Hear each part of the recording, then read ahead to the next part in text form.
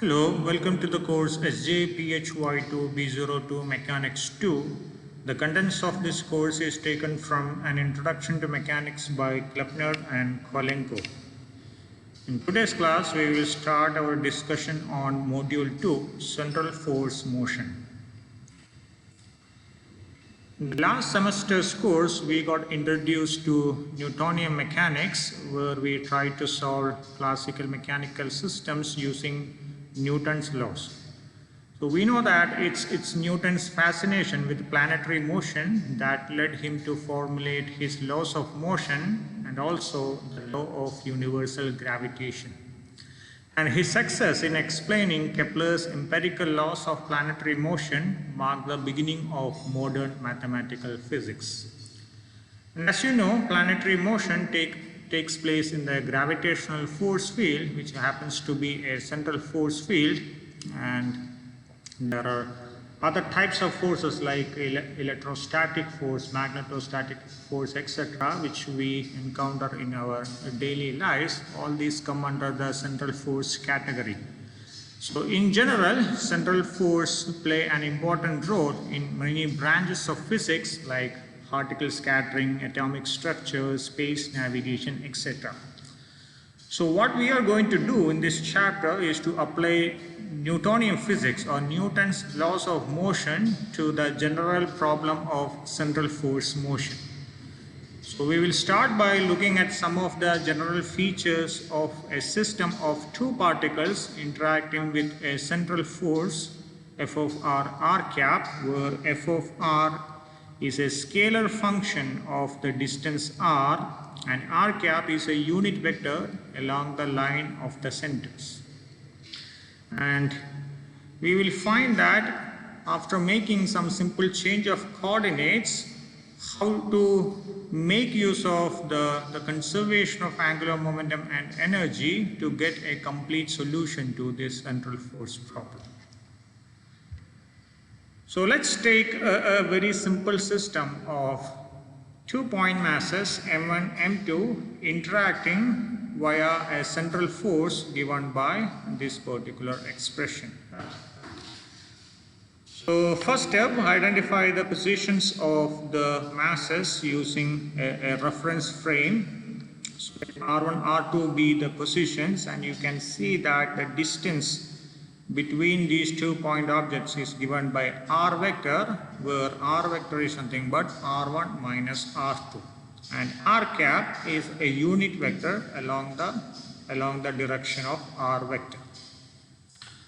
And f of r is a scalar function, it's a function of scalar r, where scalar r is nothing but magnitude of the r vector. So this is magnitude of r1 minus r2. Now, writing down the equation of motion for this two-body system, we know equation of motion is nothing but F is equal to ma. So for the first object m1, position vector is r1, so the corresponding acceleration is going to be r1 double dot, and the force acting it is the central force F of r cap, so the equation of motion is going to be m1 r1 double dot equal to F of r cap. And for object 2, m2 r2 double dot is going to be F of r cap, but we know that the force exerted on m2 by m1 is exactly the opposite of force exerted on m1 by m2, right? So the direction is going to be exactly opposite. So if you take the equation of m1 in the positive direction, consequently the equation of m2 has to be in the reverse direction. Okay, so we put a minus sign here. And I hope you remember the general convention. In the case of force, if it is a negative force, we treat it as an attractive force, and if the force is positive, it's a repulsive force. Okay. As you can see, since this is a two-body problem, we have to deal with two equations of motion, and we know we can convert a many particle system to a single particle system using the concept of center of mass. So that's what we are going to do, because Instead of dealing with two equations, it's much easier to deal with a single equation. Okay.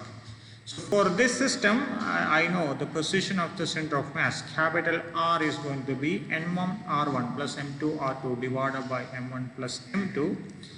And since we are talking about an isolated system here, isolated system is there is no external interaction. The only interaction is between the particles of the system. Right?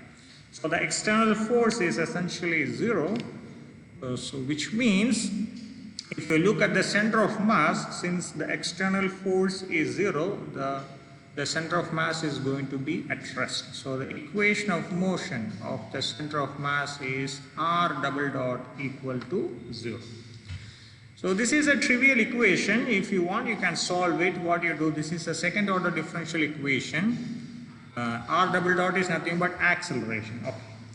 And second order differential equation you can solve by integrating it twice. Okay. So you integrate it once. So integral of acceleration is velocity, right? Integrate it once more. Integral of velocity is going to be position. Position is nothing but velocity into time. Since we are talking about indefinite integral, you will have constants of integration, so call it as R naught. So your final solution is going to be R equal to R naught plus Vt. And these constants R naught and V, they depend on the choice of the coordinate system and the initial condition. And if you want to keep it very simple, you can choose the origin as the center of mass, and then you will find that with respect to the center of mass coordinate, R naught is going to be 0 and V is also going to be 0. So you get the solution R equal to 0. That's why I said this is a trivial equation. Okay. So let's not bother about the equation of motion of the center of mass. We are more concerned about the equations of M1 and M2. Okay. Now, from the first equation I can write R1 double dot equal to f of r cap by M1. Similarly, R2 double dot equal to minus f of r cap divided by M2. Or R1 double dot minus R2 double dot equal to 1 by M1 plus 1 by M2 into f of r cap. Take this factor to the left hand side. So when you simplify this, this is going to be M1 M2 divided by M1 plus M2. Right? So that multiplied by R1 double dot minus R2 double dot equal to f of r cap. Now let's make some simplification. This factor on the left hand side, M1 M2 divided by M1 plus M2, is known as the reduced mass of the system mu. Reduced mass is a concept similar to the center of mass. So this is a means to reduce a two-body problem into a one-body problem. Center of mass is a general concept where you reduce an n particle system to a single particle system. It's the same concept here, but this is very specific. In the case of a two particle system, you try to reduce it to a one particle system using the concept of reduced mass. And R1 minus R2, we know this is the R vector, right? So R1 double dot minus R2 double dot is going to be R double dot. Okay, so let's make these substitutions into this equation. So you get a simple equation, mu r double dot equal to f of r cap. And what does it physically mean? So previously you were talking about two particles M1 and M2, but now you have a single particle of mass mu, which is acted upon by a force f of r cap. Right? So essentially you have converted a two particle problem into a one particle problem using the concept of reduced mass. One thing you have to particularly keep in mind is that this method is not a general method. You can use the reduced mass concept only in the case of a two particle problem. There is no way to reduce the equations of motion for three or more particles to equivalent one body equation. And for this reason, the exact solution of the three-body problem is unknown. You can find the exact solution only up to a two-body problem. After that, it's not possible. Now, you may be tempted to think that in that case, the scope of center of mass is limited, because initially I said you can reduce an n particle system into a one particle system using center of mass, but if you are not able to get an exact solution, does this mean that center of mass is useless in studying an n particle system? That's not correct. What I said here is that the exact solution is not possible to achieve. If you have many particles in the system, you may not get an exact solution. You will get an approximate solution which is equally good, and such solutions are known as numerical solutions. So in mathematics, there are two types of solution. One is the exact solution, which is also known as the analytical solution, which you can get for one particle problem and two particle problems. And you also have approximate solution or numerical solution, which is a solution you are going to get for many particle system. Okay. Now with this understanding, let's move further. So this is our equation of motion for the two-body problem, and this is an equation with respect to r, and when you solve it, you are going to get the solution r as a function of time. And once you know r, you can easily back calculate r1 and r2. How you do that? Because we know that r equal to r1 minus r2, we also know the expression for capital R. From this, you can find expression for r1 and r2. What do you do? For example, in this equation you substitute for R2. R2 nothing but R1 minus R, right? So you get an equation completely in terms of R1. From that you can write R1 equal to R plus M2 divided by M1 plus M2 into R. Similarly, you get R2 equal to R minus M1 divided by M1 plus M2 into R. Now, what are these extra factors? So let's go back to geometry.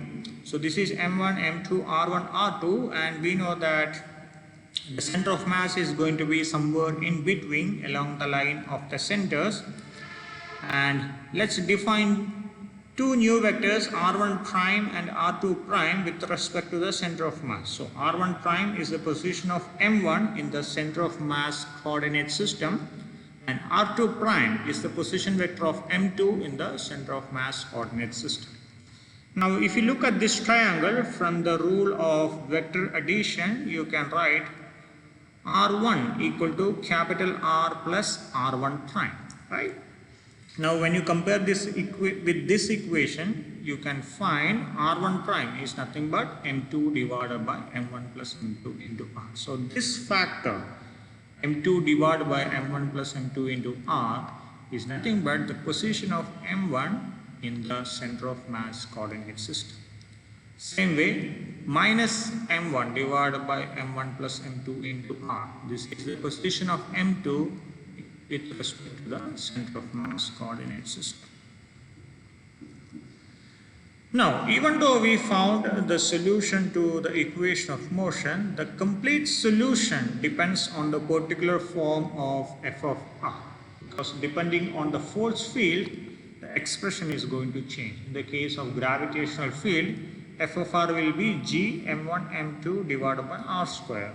In the case of electrostatic field, it's going to be 1 by 4 pi epsilon naught q1 q2 by r square. So unless you know the exact form of f of r, you don't get the complete solution.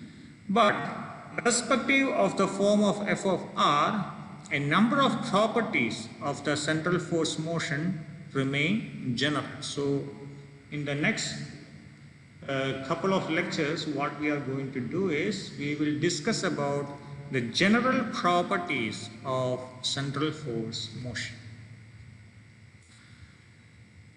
Now, before getting into the details, one thing you have to remember is the equation mu r double dot equal to f of r cap is a vector equation.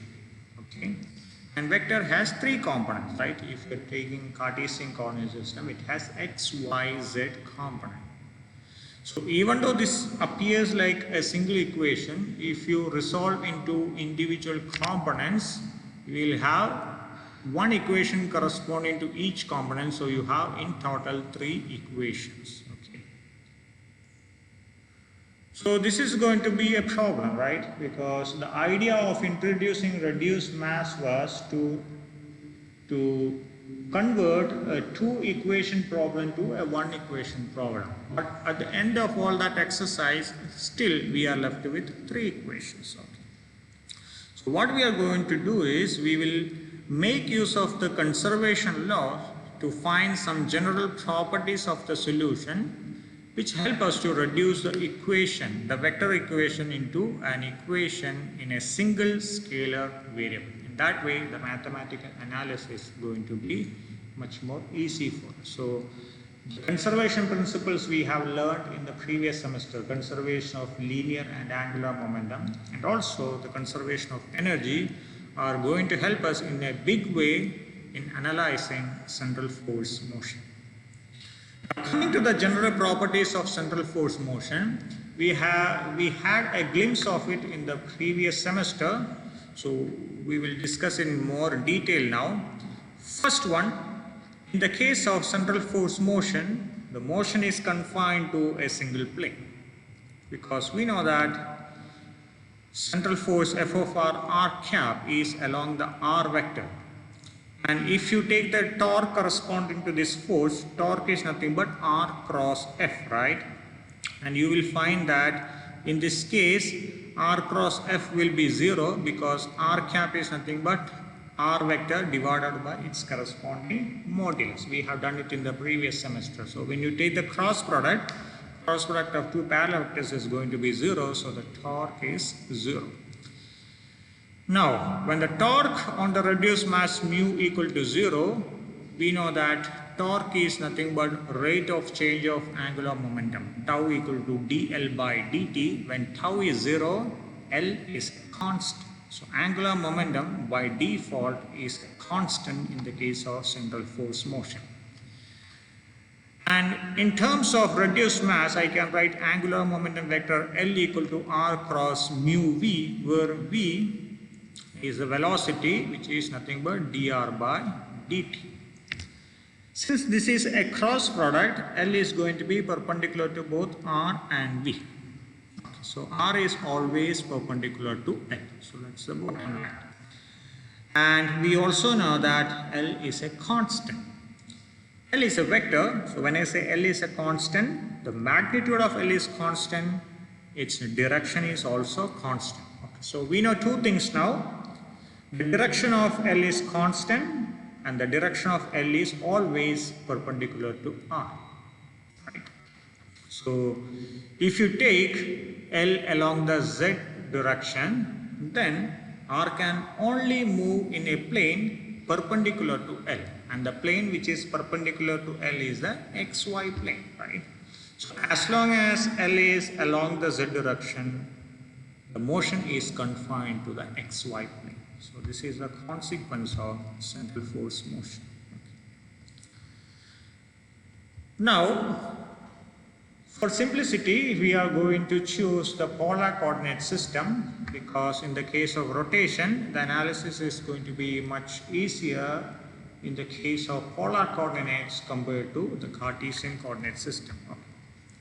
So now onwards, we will assume that L is along the Z direction and the motion, the rotation is along the XY. Now, if you recollect the details from the previous semester, in polar coordinates, velocity and acceleration will have 2 components. One is the radial component, in the case of velocity, call it as VR, and one is the tangential component, which is V theta. And you have 2 unit vectors r cap and theta cap, which are perpendicular to each other, right?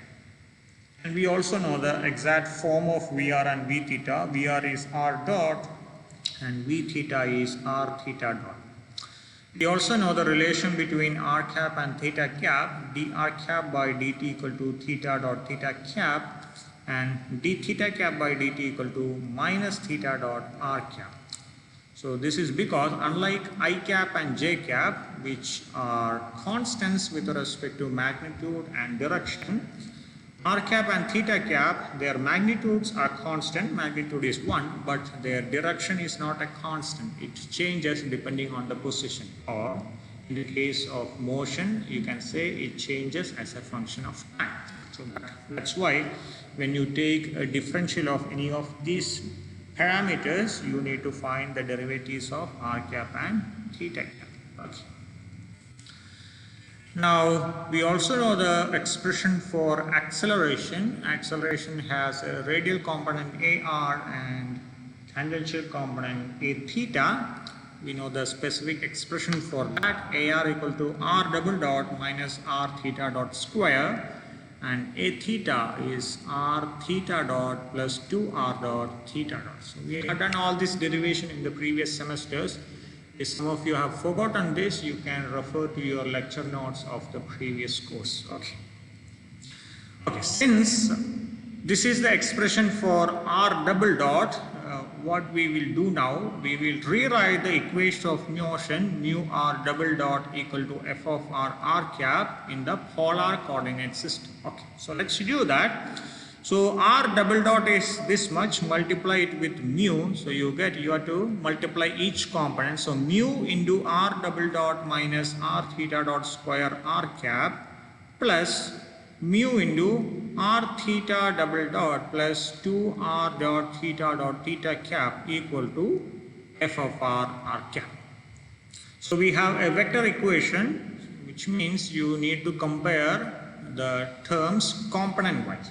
So let's equate the components of r cap. So on the left hand side I have mu r double dot minus r theta dot square equal to, on the right hand side I have f of r. This is the first equation. Now second equation, compare the components of theta cap. On the left hand side I have mu r theta dot plus 2r dot theta dot equal to, on the right hand side there is no theta cap component, so right hand side equal to 0. So these are the two equations of motion in the polar coordinate system. So this is the first implication of the central force motion, that is, the motion is confined to a plane because the angular momentum is a constant. Angular momentum by default is conserved in the case of central force motion. The second implication is the law of equal areas, which is also known as Kepler's second law of planetary motion. We have learned it in detail in the previous semester. So we have seen that for a particle moving under central force, r vector sweeps out equal areas in equal times. In other words, the areal velocity is a constant. The rate at which the area is swept out is a constant. So we have done the derivation of it. And in the case of Earth rotating around the Sun, this happens because at the points of closest approach, the velocity is going to increase. So at this point, in a particular unit of time, Earth is able to cover a larger circumferential distance compared to this position. In that way, in a unit time, the area swept out is going to be the same. So I am not going into the details of the derivation because we have done this exact derivation in the previous semester. So I encourage you to write on the same derivation in your lecture note. That will be helpful for your exam preparation. So we will stop at this point. In the next class, we will talk about the third implication, where we will find that the angular momentum and energy will be constants of motion in the case of a central force field. So stay tuned for that. Thank you.